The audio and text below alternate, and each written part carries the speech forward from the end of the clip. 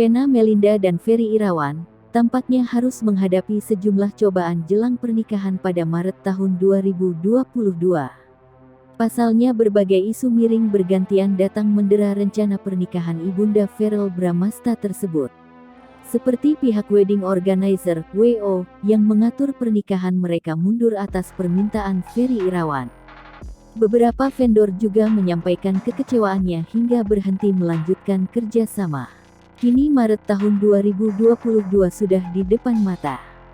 Namun mendadak Vena Melinda menyampaikan penyakit langka Ferry Irawan mendadak kambuh.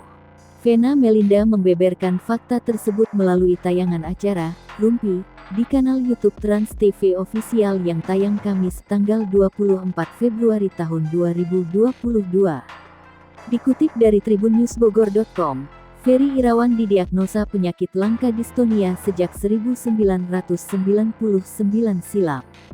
Penyakit yang diderita Ferry Irawan tersebut menyerupai sakit Parkinson saat sedang kambuh.